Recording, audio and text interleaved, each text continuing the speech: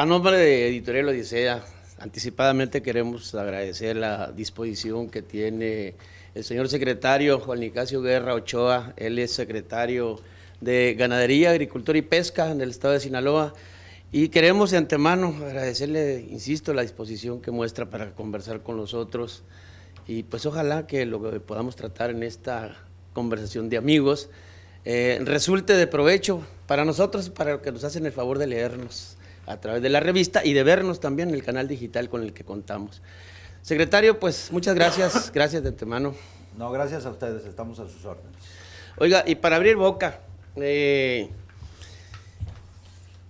¿cuál es o cómo encaja un especialista en Derecho con una maestría en psicoterapia en una actividad tan particular como es el asunto agropecuario?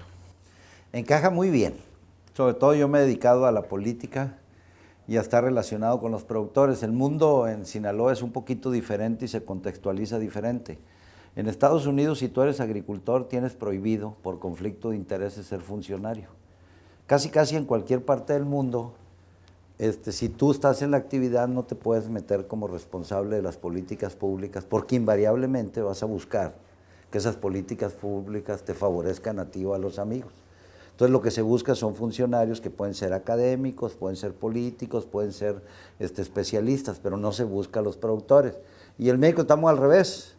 Lo que siempre estás buscando es que hay un conflicto de intereses. Por eso te digo que encaja muy bien, no en nuestra cultura, pero sí evidentemente en la cultura del mundo. Pero además yo soy una persona que la verdad conozco mucho la agricultura.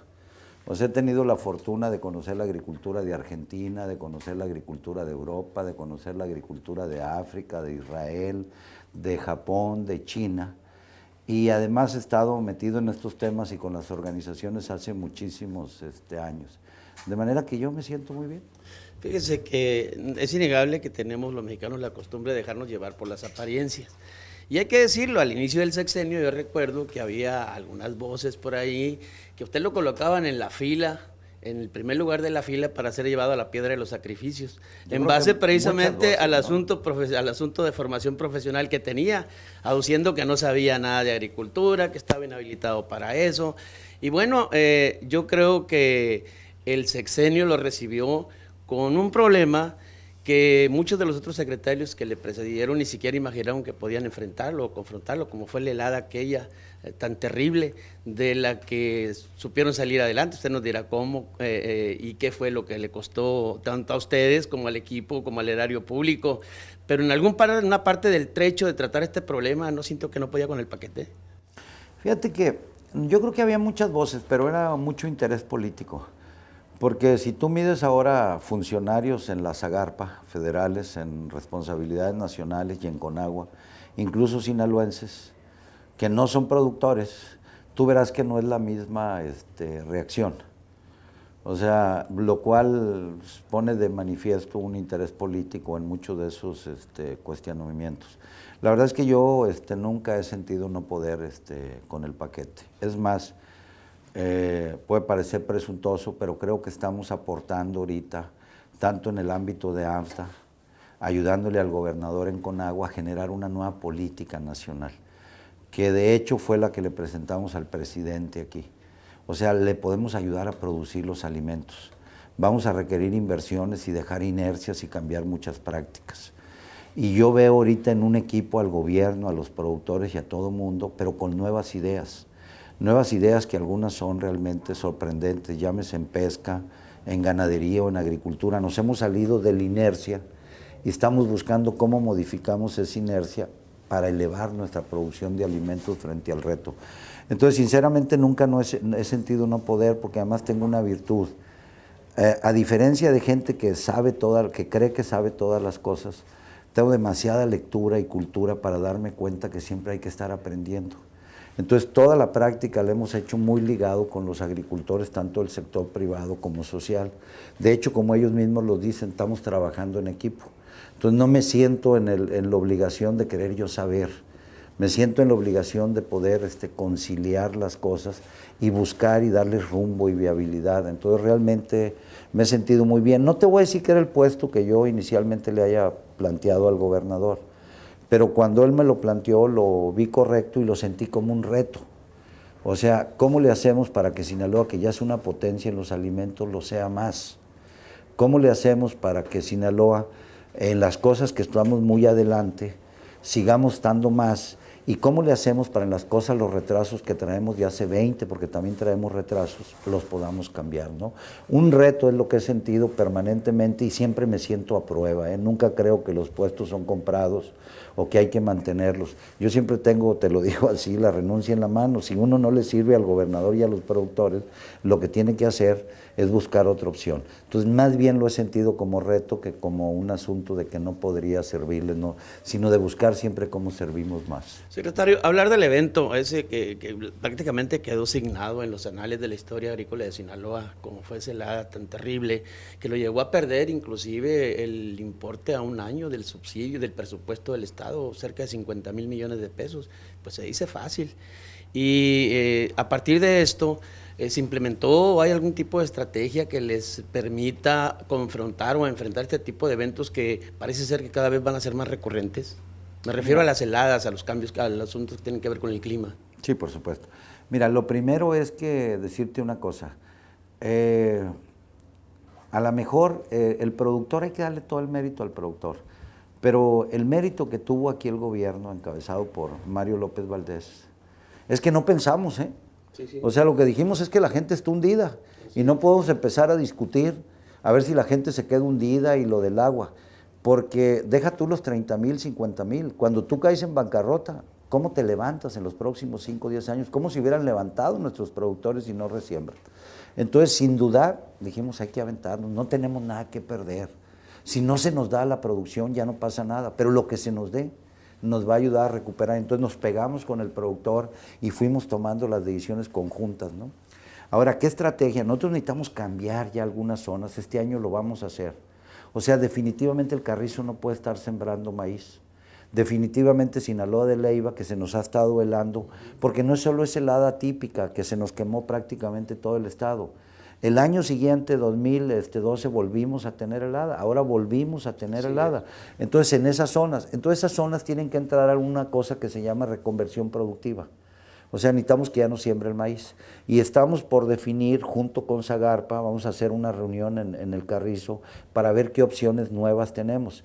Pero estamos buscando hasta doble ciclo ahí, estamos buscando nivelar suelos, tecnificar, meter la siembra directa, meter el trigo con una inducción y ver si también sembramos soyas, pero hay otras alternativas como el algodón y el sorgo. Ya estamos muy metidos, pero la convicción que tenemos es, este año no se siembra maíz. Y el que lo siembre va a ser un asunto de que no espere tampoco de que va a haber grandes apoyos, porque lo que vamos a hacer es un gran programa de inducción y de reconversión productiva aproximadamente en 100,000 hectáreas. Oiga, como usted bien dijo, Sinaloa desde hace muchos años está considerado como una especie de granero del país. Y bueno, la verdad es que el asunto o la manera como solventaron el problema de ese primer año del sexenio, de la helada tan terrible, insisto, los puso en boca de mucha gente y los puso también, me imagino, en términos de la autoestima, en un umbral bastante alto para seguir acometiendo cualquier problema que viniera. Pero si bien ya están atacando el asunto de la reconversación en términos de cultivos, en función de los climas de las distintas regiones de Sinaloa, tenemos otro problema, el asunto del agua. ¿Hay también algún tipo de técnica o de estrategia que esté implementada para solventar, por ejemplo, la escasez de agua evidente ahorita en este momento en las presas y confrontar el ciclo de siembra primavera-verano? De hecho, sí. Nosotros estamos sembrando desde el año pasado y con la mitad del agua de las presas. De lo que se usaba normalmente, nosotros estamos usando la mitad. Entonces estamos recurriendo más a agua de pozos. Okay. Estamos utilizando más eso. Pero ahorita estamos tecnificando, o sea, nos estamos metiendo y acabamos de tener compromisos muy importantes del gobierno federal de que va ya el distrito de riego de la presa Picachos, de que va la presa Santa María, de que empieza a verse ya en serio el sistema Elota-Piastla, pero de que vamos a tecnificar también de manera económica el riego y vamos a nivelar suelos. O sea, de hecho, ahorita venimos muy contentos, acabamos de realizar una reunión donde prácticamente nos dijeron a todas esas cosas que sí, y son propuestas que nosotros ya teníamos elaboradas, que las presentamos. Nosotros ahorita estamos en una impresión, déjame que lo diga así, De repente el presidente dice, oye, yo tengo una cruzada nacional contra el hambre, que ahora lo van a estar cuestionando cada 6 meses si abate o no la pobreza alimentaria. Y nosotros lo que le dijimos es, para que abatas el hambre tenemos que producir alimentos. Y para producir alimentos en este cambio climático y en esta escasez tenemos todo este paquete de propuestas que te puede ayudar y podríamos aumentar a 3 millones las toneladas de granos, podríamos aumentar a 100,000 toneladas la carne y podríamos duplicar la producción de mariscos, pero necesitamos caminar en todos estos proyectos de inversión. Entonces, en el asunto del agua sí estamos tomando medidas y ahorita acabamos de que se nos apoyen varias cosas, ¿no? Pero una cosa que la tenemos que meter y urgente, y te digo que ahí es quizás el puntito donde estamos batallando, el agua se tiene que entregar medida. O sea, si tú en tu domicilio el agua no tuvieras medidor y la puedes tirar y lo que tú quieras las vas a seguir tirando. Mañana que la pagues de acuerdo a los volúmenes que gasta. Y eso lo tenemos que meter, pero entra en un conflicto político y tenemos que presionar más las autoridades porque estamos caminando en tecnificación, en propuestas, en todo, pero tenemos que caminar en decisiones políticas y es medir el agua, totalmente. Hace rato usted hablaba que tenía experiencia en términos de agricultura o en cuestiones agrícolas y mencionaba al pueblo de Israel. Seguramente allí confrontó sistemas de irrigación absolutamente y totalmente novedosos en relación a lo que se utiliza por este lado de México. Nada que ver, así es. Hay manera de hacer una hibridación de lo que usan en aquellos lugares con lo que tenemos aquí. Hay asesoría técnica, hay recursos, hay disposición del gobierno y de los agricultores para que se implemente esa nueva tecnología que, pues como usted dice, si no se ahorra agua, si no se tiene agua, pues la vida simplemente desaparece. Sí, nosotros tenemos que meternos urgentemente en transferir tecnologías. La verdad que te quiero decir que en hortalizas nosotros andamos muy avanzados y a primer nivel en el mundo, con una tecnología, por cierto, entre Israel y España. Eso se nos ha acomodado muy bien, más que la holandesa, que también es muy eficiente, pero más costosas. Pero en la forma de usar nosotros el agua, en el riego rodado, en la forma de sembrar, nosotros estamos muy atrasados. Traemos costos nosotros para producir el maíz de $200 por tonelada.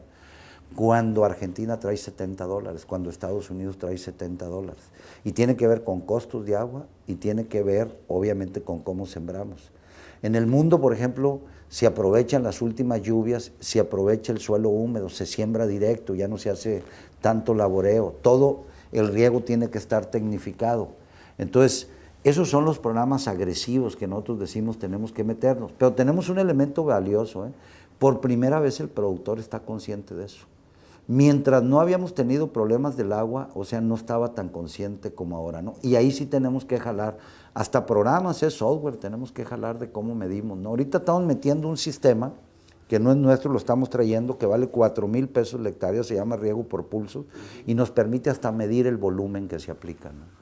Oiga, secretario, hay alguna ciencia, obviamente no es nueva, pero en términos del uso que se le está dando en la aplicación de la industria, principalmente en la productividad, está teniendo gran aceptación, como es la biotecnología.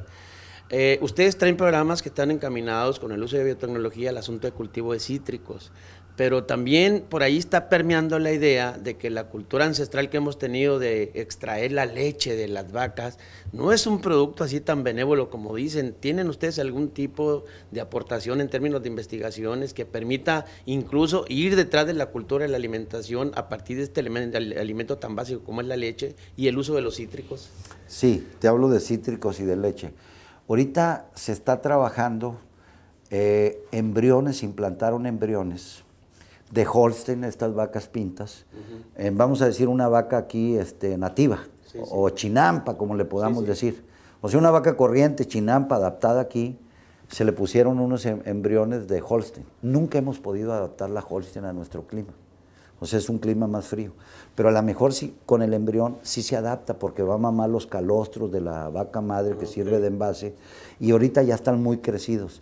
Si esto en los próximos meses se nos adapta y reproduce bien, la idea es que ya conseguimos recursos para un paquete de implante de embriones. Y esto nos ayudaría mucho a incrementar. Tenemos una productividad como de 6 litros, 5 litros, 6 litros aquí. Podríamos subirla, doblar con este tipo de tecnología. Obviamente que estamos empezando ahí en esa cosa y estamos probando, pero también hay algo que tenemos que hacer en leche, que el mundo ya lo hace, es donde te digo transferir tecnología. O sea, la gente no le da de comer de frijol ni le cuece frijol a las vacas en otras partes del mundo, con todo respeto. O sea, La gente hoy produce algo que es lo más económico y lo mejor para producir leche, que es granos para ensilar. Algunos productores en el sur lo están haciendo, pero son muy poquitos y pareciera que es un secreto, que no le quieren decir a los demás. O sea, por decirte algo, una hectárea de maíz, que en el maíz para ensilar no dura más que 90, 100 días, que te da un doble cultivo, lo menos que te produce con agua en un ciclo eso van a ser 60 toneladas. Y en el doble tienes 120 toneladas, donde tú ese maíz tierno lo revuelves, va todo, la hoja, va todo, eso haces un silo pastel, lo tienes ahí, genera hasta ácidos que son buenos para lo gástrico del animal, y si tú tienes 120 toneladas, saca que se come el animal 10, 12 kilos por día. ¿Cuántos animales? 40 animales vas a estar alimentando con esa hectárea. O sea, esas nuevas tecnologías que son las más baratas, la tienen ya algunos productores. No nos la están enseñando en las escuelas. Yo a veces quiero que las nuevas tecnologías ya se generalicen. Ahorita tenemos que meternos en serio a abaratar los costos. Entonces tenemos que meternos en la biotecnología, pero también abaratar los costos de producción. Te lo juro que yo le he dicho a los productores del sur, oye, ¿por qué no empezamos a probar? Y les he dicho, oye, ¿por qué no los apoyo con todo para producir maíz para ensilar? Y me dicen, pues hágalo usted. Y le digo, pues yo lo voy a hacer, cuando menos. O sea, para ver cómo le hacemos e introducir nuevas cosas. A veces la inercia aquí no es buena. A veces aquí el ser productor, a lo mejor si yo tuviera años produciendo así, pensaría que no hay otra manera de hacerlo en el mundo. Pero uno ve cómo le hacen en otras partes y son más productivos y uno dice, oye, ¿por qué no pruebo eso a ver si me funciona? La resistencia a la novedad. Y en el caso del limón, ¿verdad? en el caso del limón estamos viendo una oportunidad en el mundo. Y ahorita lamentablemente entró en una situación muy preocupante, nos va a meter al asunto de las sanidades, te lo quiero decir lo del limón. Colima van a tener que tumbar toda su producción. Si nosotros, en el país. Y sobre todo del limón que consumimos, nosotros estábamos con el persa, pero traes un déficit de cítricos en el mundo. Ahorita es una oportunidad para Sinaloa, porque además tiene una ventaja. No requerimos meterla al riego, nos podemos ir a terreno pedregoso, arenoso, terreno que se está usando de temporal, hacemos una perforación porque nos rinde bien, se tecnifica el riego, estamos apoyando ahorita invernaderos para producir planta, certificados los invernaderos, hay que cuidarnos mucho de la plaga porque es lo que le pegó a Colima, y entonces ahorita estamos pensando en 10, 15 mil hectáreas. O sea, ahorita ya traemos invernadores donde nos están haciendo aquí en Sinaloa la planta. Nos ponen la base de una manera, llega la yema, como le llaman ellos, del limón persa, y se está eso, pero ahorita hasta lo de nacional deberíamos de ver con lo que acaba de ocurrir. Entonces sí es algo, y además porque me gusta a mí ese programa, porque además de que estamos viendo la oportunidad en el mundo, nos ayuda en el temporal, nos mejora muchísimo. Vamos a decirte, ponte una región como San Ignacio, que siempre ha traído precariamente toda la mesa de Cacaztla ahí cerca del río, 2,000, 3,000 hectáreas, siembra las de limones, ahí levantas toda esa zona, le cambias totalmente. Ahorita es momento de aprovechar. Fíjese, hablar del asunto que tiene que ver con el uso de la tecnología, con la implementación de programas piloto de producción, como usted lo menciona, y verlo, contemplarlo en el valle, pues tiene grandes ventajas y grandes probabilidades, pero en Sinaloa, pues como es sabido, tenemos casi la mitad del estado en una zona que no es francamente bondadosa en términos de lo que tiene que ver con la práctica de la agricultura. Sin embargo, pues ahí lo que quisiéramos saber de usted es primero si hay apoyos para el asunto que tiene que ver con los agostaderos, que nos explique un poco sobre lo que implica el programa ese de Cero Labranza, que al parecer también es muy bondadoso en cuestiones de productividad.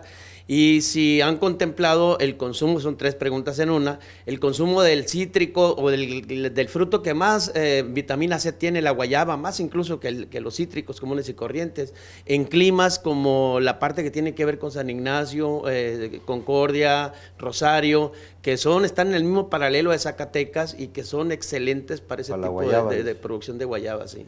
Mira, déjame que te diga, en ganadería ahorita nosotros tenemos que pensar, el mundo te está pidiendo que dupliques la producción de alimentos en los próximos años, y lo que está calentando los mercados es el consumo de carne, porque los pueblos cuando tienen dinero comen carne, si no comen tortilla con sal, con frijol. Entonces nosotros tenemos que meternos en el asunto de la ganadería, cómo repoblamos, cómo crecemos más.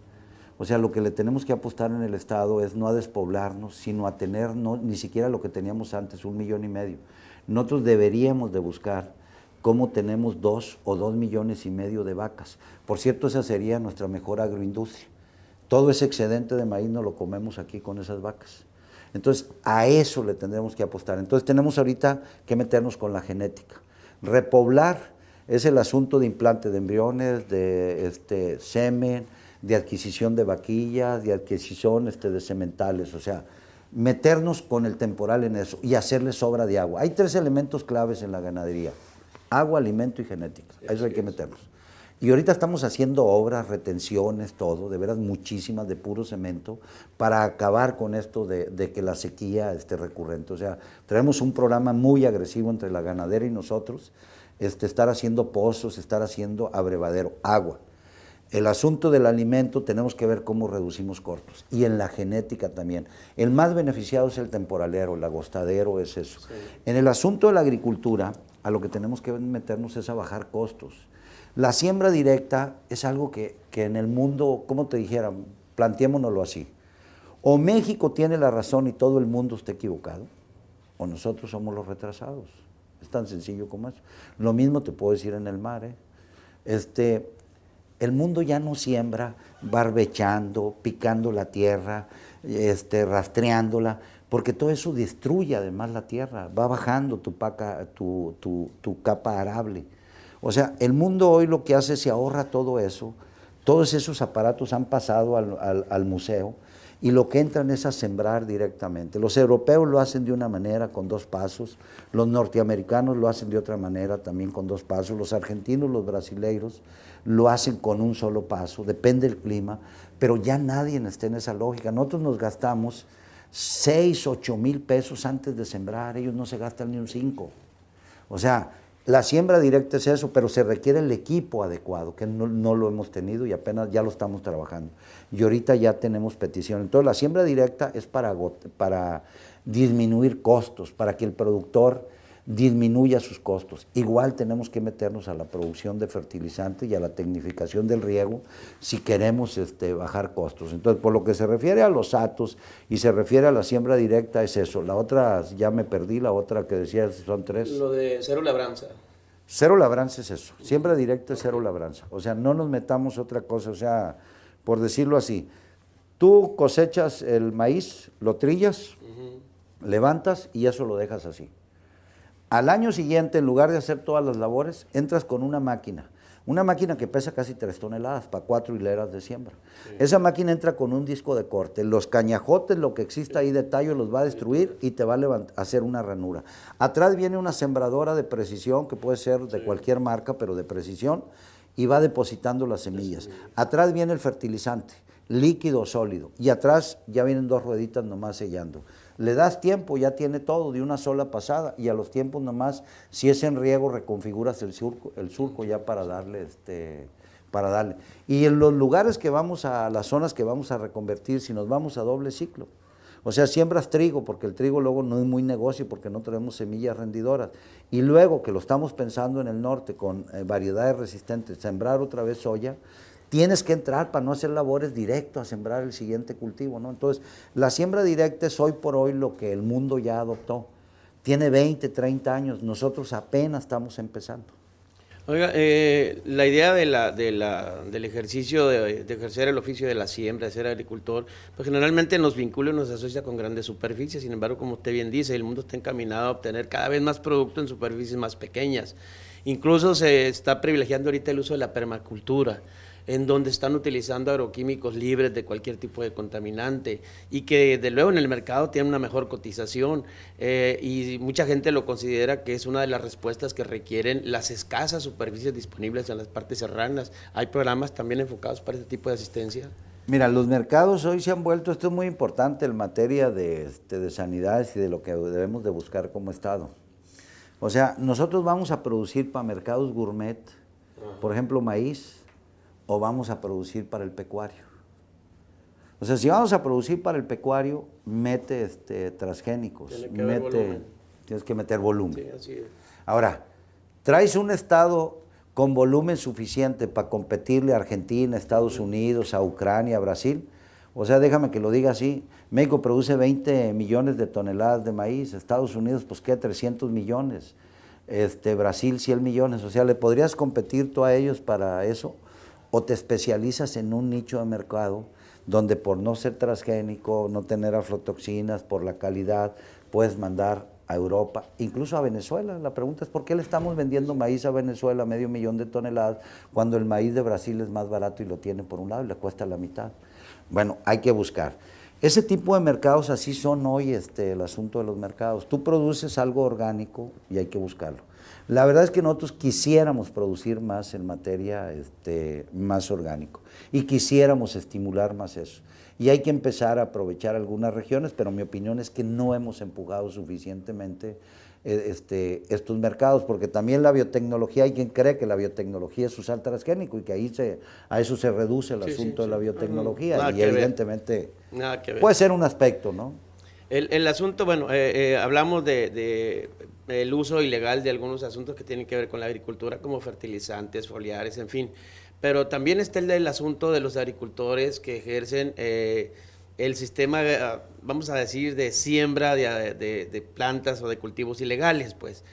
Sin embargo, ahorita parece ser que hay una especie de acometida, sí, estupefacientes concretamente, parece ser que hay una especie de cruzada o de ánimo en muchos gobiernos de ir detrás del rescate de estas personas que utilizaban su tierra para ese tipo de cultivos e involucrarlos en cultivos productivos. ¿En Sinaloa se está dando ese tipo de programa? Sí, nosotros traemos, por ejemplo, aquí en Surutato, un programa donde de a cuartito de hectárea de invernadero, o sea, se puede sostener una familia, contratado con un esquema nuevo de negocio. O sea, entra una empresa privada que se encarga de la comercialización, vamos a producir mi nivel o ¿cómo se llama el chile bell pepper? Pues. Okay. La Anaheim, el bell pepper. Sí. Entonces vamos a producir un mi nivel. Y la idea es, ya tenemos mercado en Inglaterra. Entra una empresa a comercializarlo, entonces lo produce la gente en un cuartito de hectárea. ¿Por qué ahí? ¿Por qué no sirve ahí? Porque ellos van a producir en un momento donde aquí no lo podemos hacer. Ellos pueden producir por ser más frío en primavera, verano. Y en el otoño, invierno es cuando producimos aquí. Entonces aquí terminan aún con invernadero el mayo. Allá estaríamos saliendo en abril, mayo. O sea, apenas empezaríamos, cuando aquí luego se va a sembrar. Esa es una opción. Hay un ejemplo con los tulipanes, pero ha faltado más apoyo ahí en el caso de Concordia. Sin embargo, también estamos probando la stevia ahí por Concordia, que es otro de esos productos nuevos. Sí. Un azúcar 0 calorías, 0 químicos, o sea, adecuado para el asunto de la salud. Pero también hay otra cosa, tenemos que buscar, ya quedé con el presidente del Consejo Nacional Agropecuario, que es un aguacatero, le digo, traemos 600 hectáreas que en Sinaloa pueden ser susceptibles de plantear aguacate. Es un cultivo delicado porque debe ser frío y nunca helarse. ¿En la variedad del hass? En la variedad del hass. Me dijo, mira, vamos a ir a ver allá las zonas que tienes y te vamos a decir si realmente le entren o no. Porque el aguacate con 2 horas que lo pongas en temperatura de 100 grados ya se quemó. Y sin embargo, si lo pones en el calor también ya no te dio. Entonces parece que traemos 600 de lo que se ha monitoreado, que son los lugares.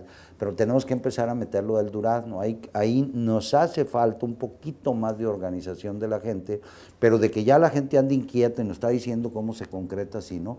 Entonces sí, para los altos traemos esto, porque además ellos dicen que ya ni lo otro es negocio. Incluso el café. El café lo fuimos a ver con el café marino, ahí en el Palmito y en esas partes altas. Y yo les dije, nosotros traemos, o sea, ¿en qué les podemos ayudar nosotros? Nosotros les podemos ayudar con la planta. O sea, les podemos ayudar con programas para apoyarlos con la planta, si tienen que meter algo de riego, eso sí lo podemos hacer. Necesitamos obviamente que el marino amarremos ahí, aunque sea una intención, porque van a pasar años para que se dé el café. Antes se dice que en Sinaloa teníamos producción de café. Ahorita me había dicho de otro cultivo que la guayaba nos faltará probar, ¿no? Ya ves que aquí hemos sido buenos productores de guayaba, pero no lo hemos metido a nivel comercial. Lo que sí traemos ya es piña, probando, y papaya, ¿no? O sea, en eso sí hemos avanzado más. De hecho, el rey de la guayaba es mexicano, es zacatecano, y siembran en terrenos muy, muy semejantes y que están en la misma, yo creo que en el mismo paralelo que... Mira, es como los cítricos, yo creo que tenemos todo para el asunto de los cítricos, no lo habíamos metido. Aquí también tiene que ver que los productores se nos entusiasmen, con correcto. Algunas cosas, porque nosotros lo que decimos es te apoyamos, pero tiene que ser el productor el que camine ahí.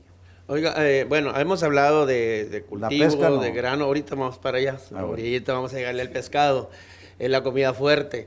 Bueno, yo quisiera ir un poco sobre el asunto. Hablamos de ganado, de ganado mayor, ya lo sabemos, pero también hemos hablado un poco de las temperaturas, de las bajas temperaturas que tiene que ver con el frío, que están rompiendo cada vez más frecuentemente los umbrales de las bajas temperaturas.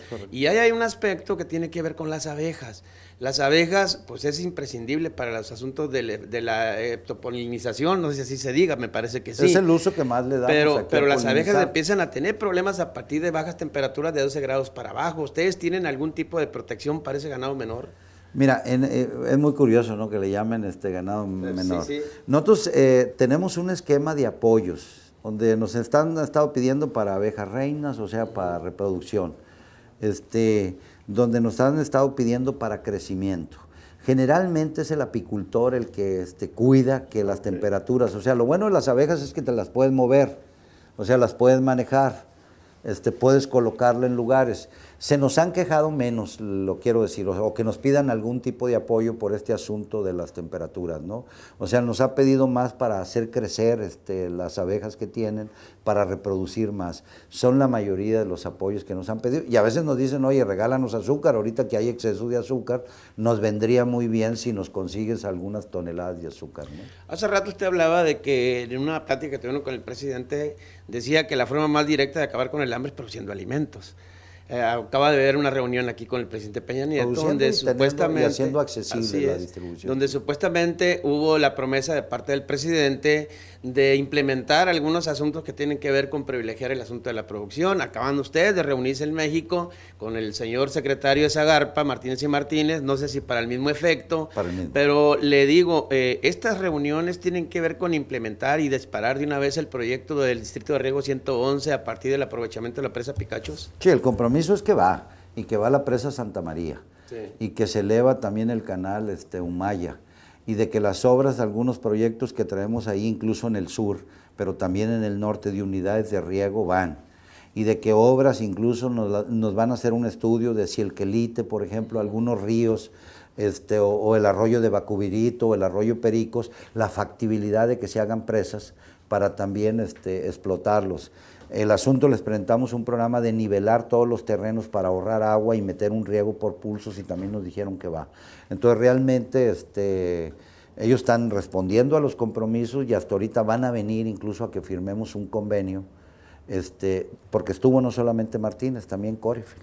Ah, okay. Y algunos miembros aquí de organizaciones locales, por ejemplo, estuvo el presidente del módulo de riego ahí, okay, de la Picachos, estuvo el presidente ahí de la Asociación de Agricultores del Rosario para ver lo de la Santa María, estuvieron los presidentes de la Asociación de Agricultores de Culiacán, de Guasave y de Ahome, y también estuvo representación del CAP, de la Liga, para tocar esos temas, ¿no? Y estuvo el de la URPAES, que es el presidente de todos los módulos de riego, ¿no? Sí fuimos con productores, tuvo toda la plana de los funcionarios de Conagua y de Zagarpa, y estuvo el gobernador y un servidor ahí planteando, le planteamos una serie de temas, y la verdad hubo muy buena respuesta.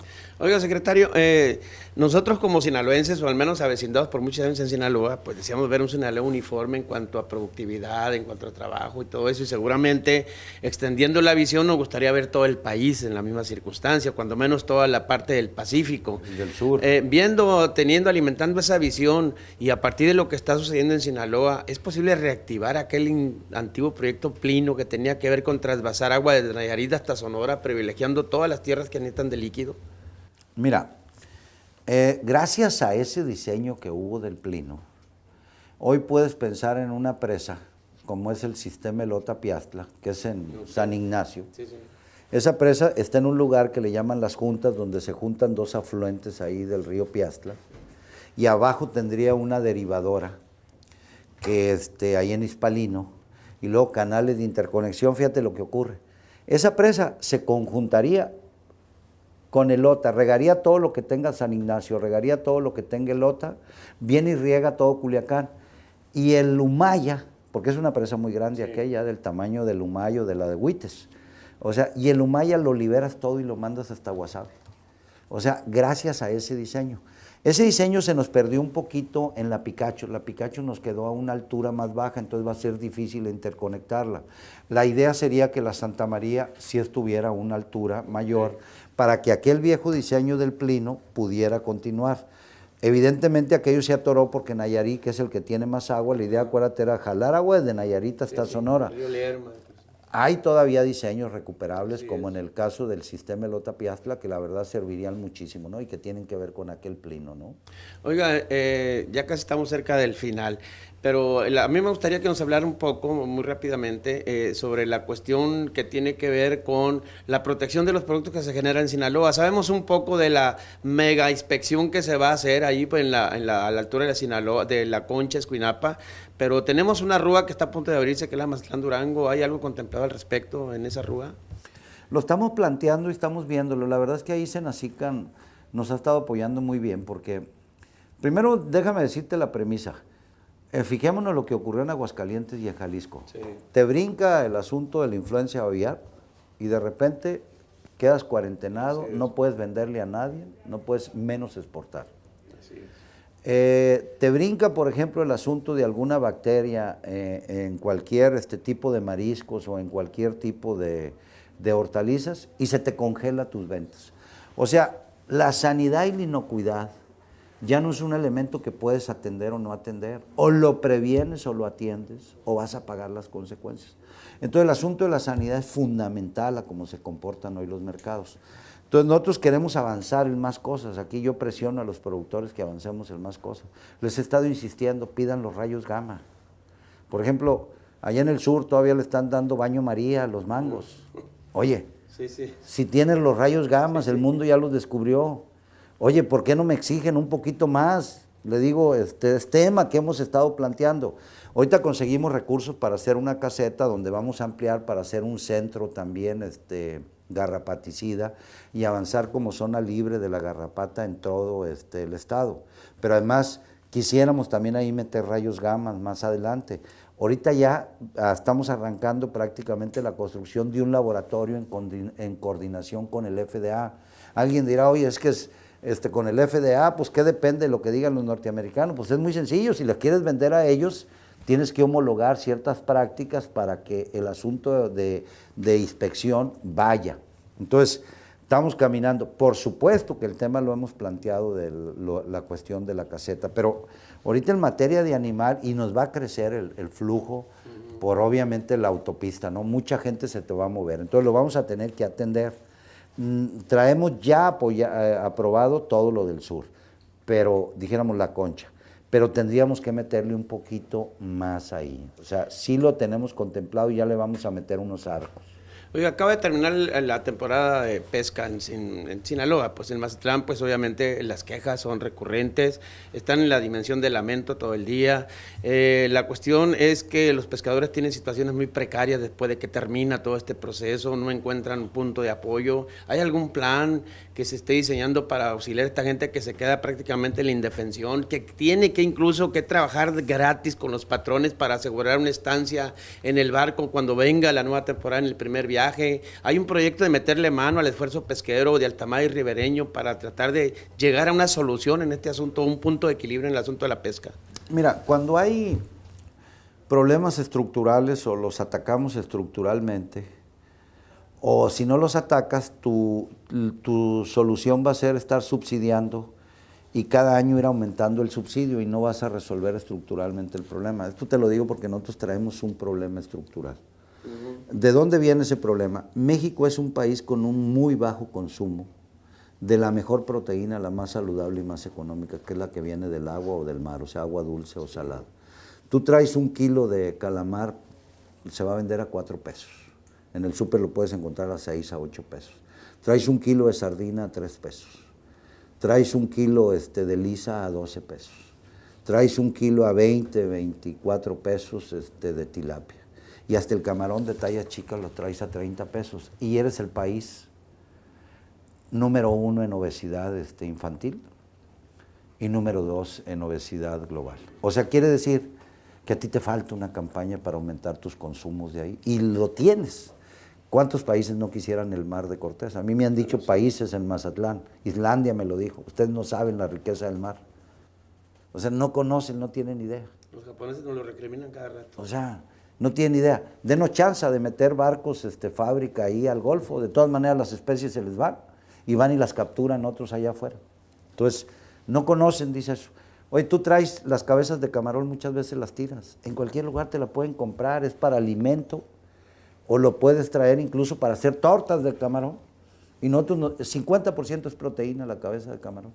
Y nosotros nos damos el lujo. O sea, como necesitamos una campaña nacional para aumentar la ingesta de ese tipo de productos. No sé, los que tenemos edad nos acordamos de una campaña que era Propemax, creo, donde se empezó a aumentar el consumo, ¿no? Porque, fíjate, ¿sabes por qué en Cuaresma nos dan mariscos y pescado? Porque se consideraba un castigo. Sí, así es, así es. O sea, en lugar de ayunar, por favor, bueno.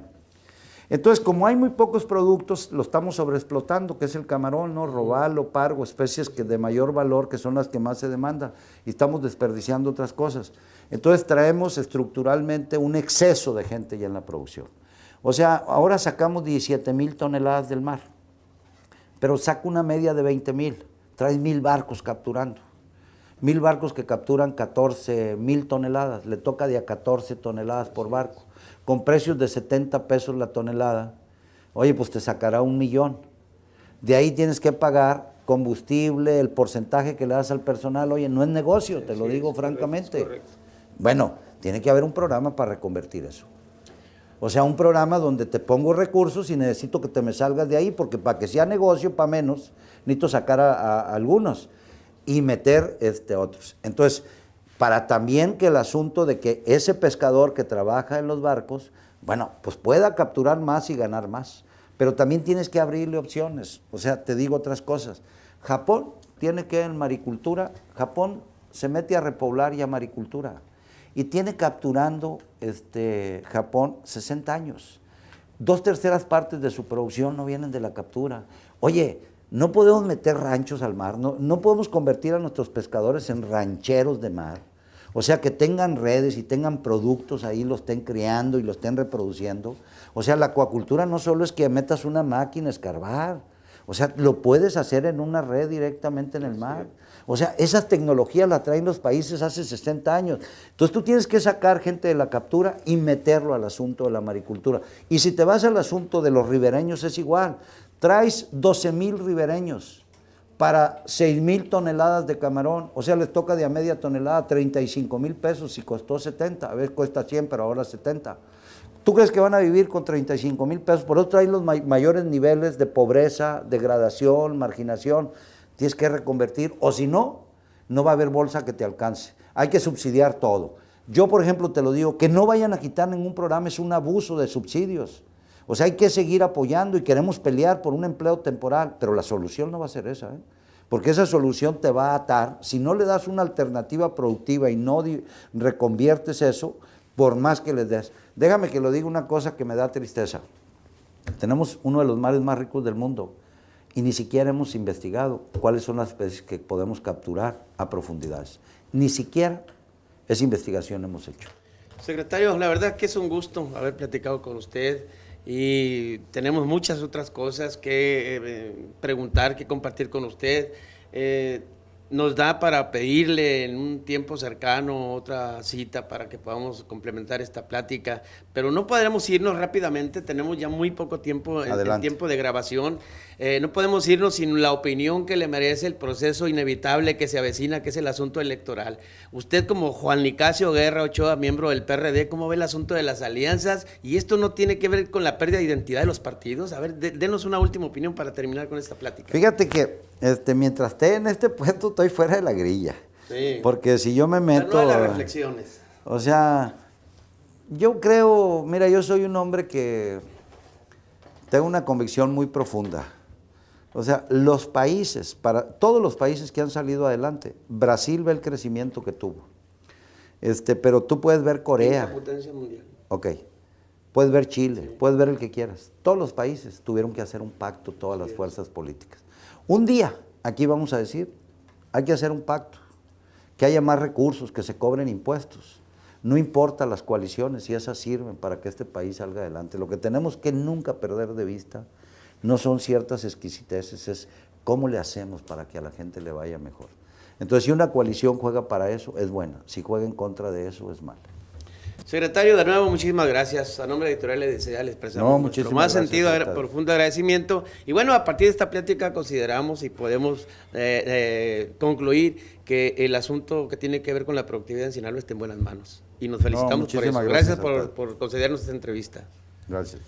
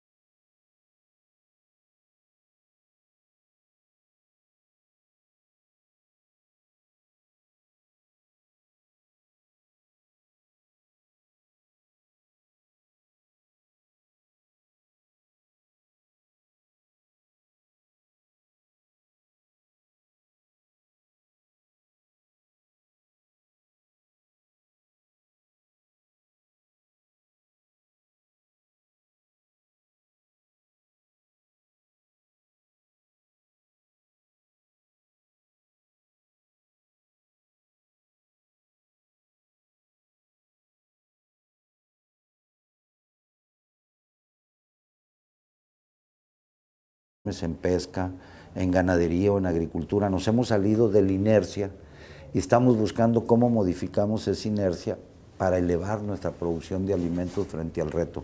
Entonces, sinceramente, nunca he sentido no poder, porque además tengo una virtud. A diferencia de gente que que cree que sabe todas las cosas, tengo demasiada lectura y cultura para darme cuenta que siempre hay que estar aprendiendo. Entonces, toda la práctica la hemos hecho muy ligado con los agricultores, tanto del sector privado como social.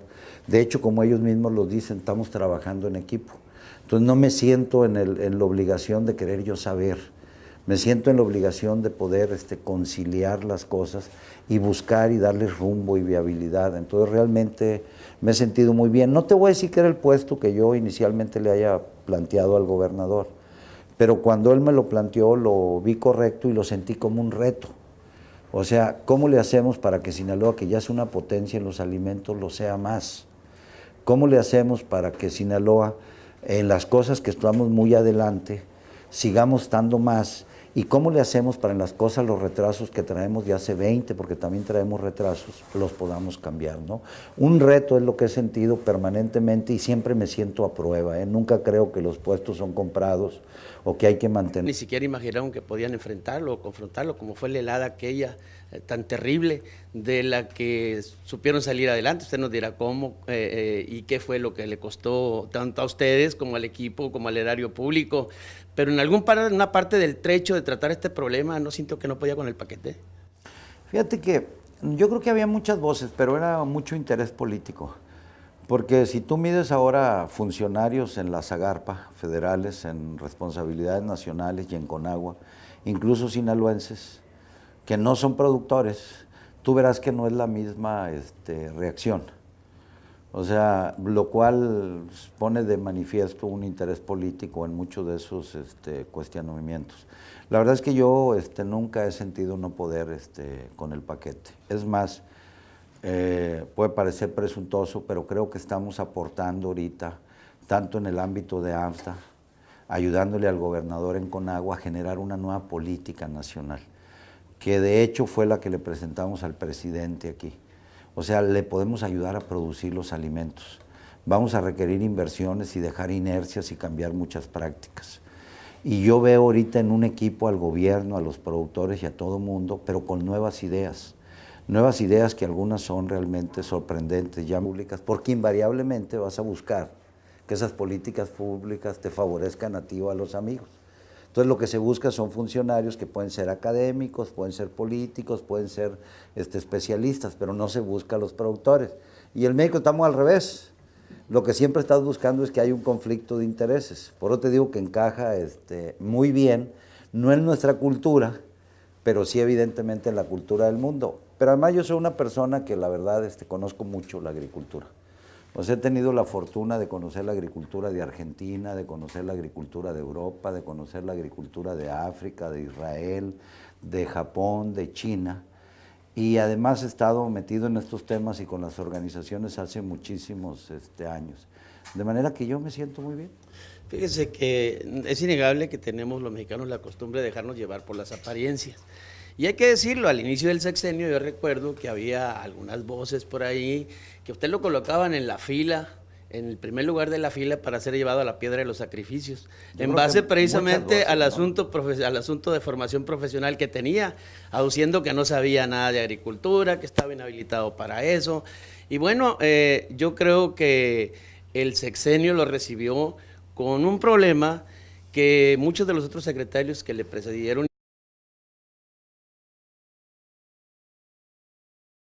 A nombre de Editorial Odisea, anticipadamente queremos agradecer la disposición que tiene el señor secretario Juan Nicasio Guerra Ochoa. Él es secretario de Ganadería, Agricultura y Pesca en el estado de Sinaloa. Y queremos de antemano agradecerle, insisto, la disposición que muestra para conversar con nosotros. Y pues ojalá que lo que podamos tratar en esta conversación de amigos resulte de provecho para nosotros y para los que nos hacen el favor de leernos a través de la revista y de vernos también en el canal digital con el que contamos. Secretario, pues muchas gracias, gracias de antemano. No, gracias a ustedes, estamos a sus órdenes. Oiga, y para abrir boca, ¿cuál es o cómo encaja un especialista en Derecho con una maestría en psicoterapia en una actividad tan particular como es el asunto agropecuario? Encaja muy bien. Sobre todo yo me he dedicado a la política y a estar relacionado con los productores. El mundo en Sinaloa es un poquito diferente y se contextualiza diferente. En Estados Unidos, si tú eres agricultor, tienes prohibido por conflicto de intereses ser funcionario.